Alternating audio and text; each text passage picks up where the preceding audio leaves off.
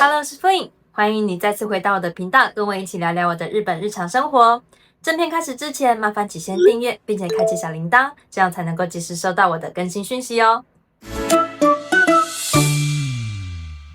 相信有追踪我频道的人，应该有看过我上传的短片，是在说这一次我回台湾，在成田机场的第2航厦的免税店买了多少东西。今天呢，我想要来整理一个长片，跟你分享我们吃过之后的真实心得，让你参考是否值得买来自己吃，或者是分享给亲朋好友。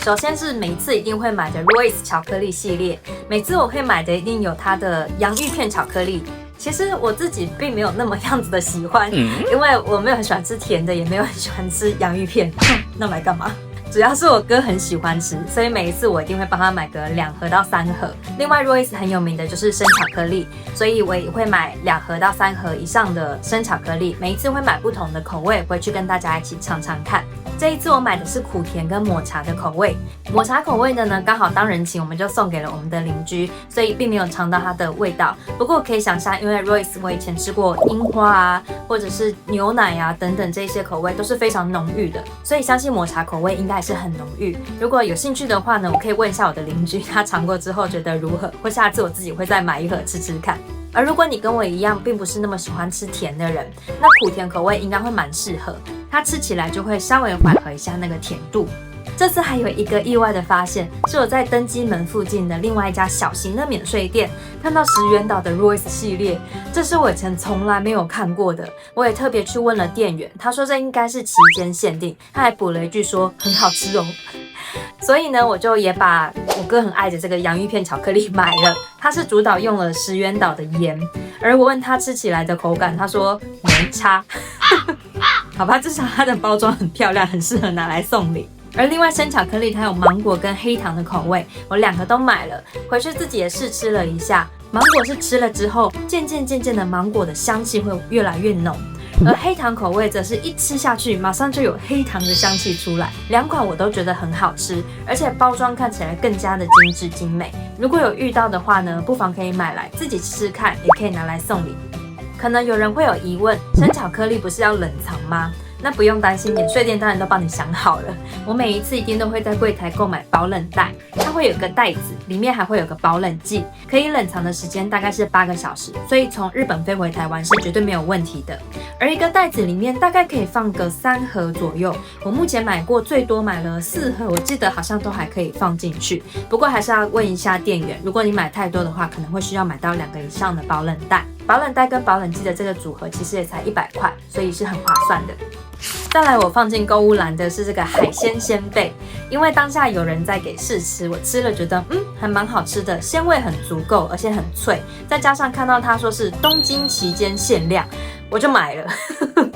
看橱窗里面的摆设，我觉得非常的漂亮，因为我妈妈还蛮喜欢吃这些海鲜的东西，觉得她跟我爸爸追剧的时候可以一边吃，应该会很开心，所以她3个口味我都买了，买了章鱼鱿鱼的组合跟单买1个干贝。不过回家之后拆开包装，我们全家人都有了一下，因为它实体包装拿在手上看起来真的有点少。我不会说它诈欺，因为它的重量其实都写得很清楚，只是看到实体包装会小小的失落。所以如果你是要送礼的话，可能要稍微思考一下，别人打开来会不会觉得里面好像有点分量有点少。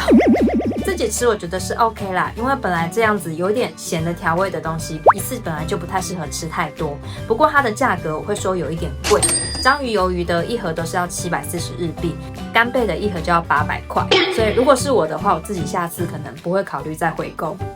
第3样买的是薯条3兄弟，这个也是每一次一定都会帮我哥回购的。薯条3兄弟其实出了蛮多系列，还会有蔬菜口味啊等等，或是不同造型的薯条3兄弟。而我每次买的都是原味的这个薯条3兄弟。不过呢，这次居然看到了有干贝口味，又是一个新的，马上就放到我的购物篮，要让我哥尝尝看。干贝口味跟原味价钱一样，而且都是10个包装入，所以并不会说特别的昂贵。不过我问了我哥吃的感想，他说吃不出来有什么差别。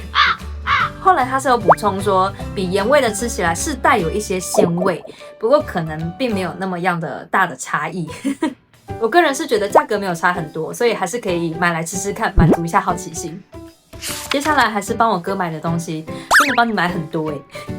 一兰拉面。好像是去年才发现我哥居然没有吃过一兰拉面，所以现在我都会回去的时候帮他带个1-2包。在机场的免税店，目前为止我都只有看过最传统的这个直面。而在唐吉诃德，我有帮我哥另外买了泡面版回去。泡面版它有出原味，还有出辣味。辣味呢是比原味的调味重2倍，而且再加上了辣粉，所以吃起来呢味道会更浓厚。而我另外之前自己有拍过一兰拉面的炒面版，所以下次如果有机会的话呢，我可能可以做一个一兰拉面各种不同系列的比较。而这个拉面区不只有一兰拉面，还有很多知名商店的面都可以买得到。有兴趣的话呢，都可以来这边挑一下。这边补充一下，一兰拉面的泡面版呢，我在日本的唐吉诃德买是1990日币1包，同样的包装在台湾的唐吉诃德，我看到是750台币，两者之间的价差真的是好大。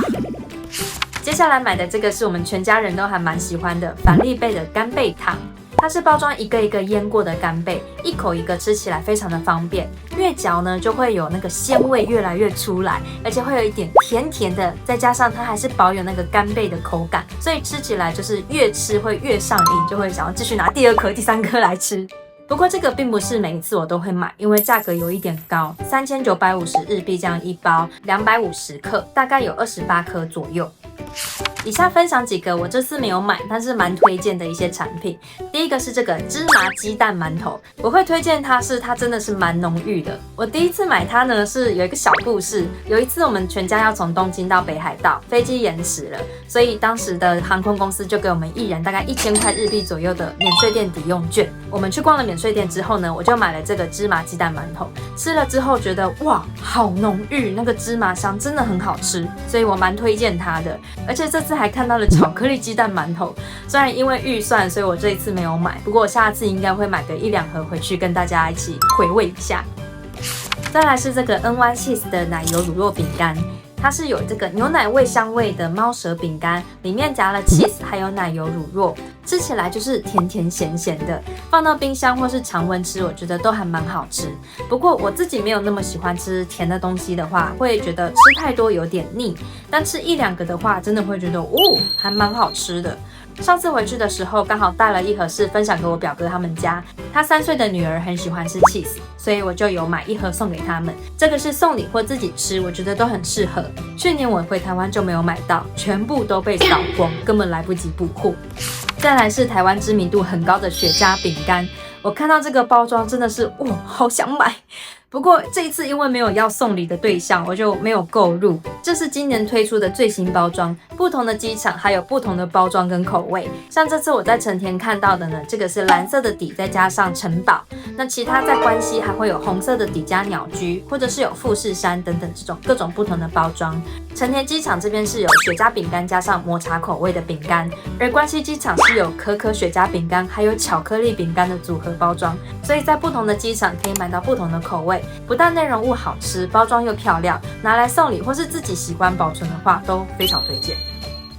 接下来跟大家分享几个小诀窍。首先第一个，像薯条3兄弟、Royce 巧克力或是北海道恋人这些比较大型的品牌，在进海关之后都会有柜位的，而在进海关之前他们也有柜位，卖的价格呢就必须要加上税，所以强烈的推荐呢，大家是入海关之后再去购买会比较划算。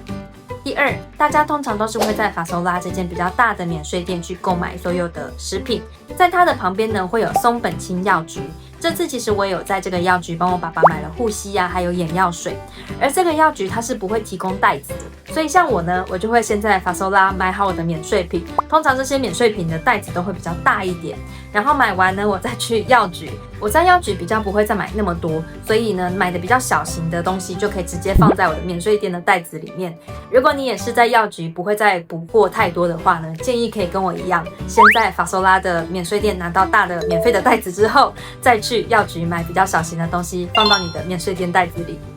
第三，建议大家早一点进海关，早一点去选好你的免税品。虽然这次我出境的时候人比较没有那么多，不过去年我出境的时候人爆多，大家在排海关的时候排很长的时间，甚至有人已经飞机要起飞了，他还没有办法进海关。在免税店我看到很多人选好自己的东西，根本来不及结账，因为排队的人太多了。他们询问店员可不可以让他们先结，答案当然是不行。而我就目睹好多人直接把他们一整篮的东西放在地上去赶飞机。每次出境呢，看到的人数真的不太一定，所以建议大家预留多一点的时间，让自己可以放心的、安心的、慢慢的在免税店挑你想要的东西。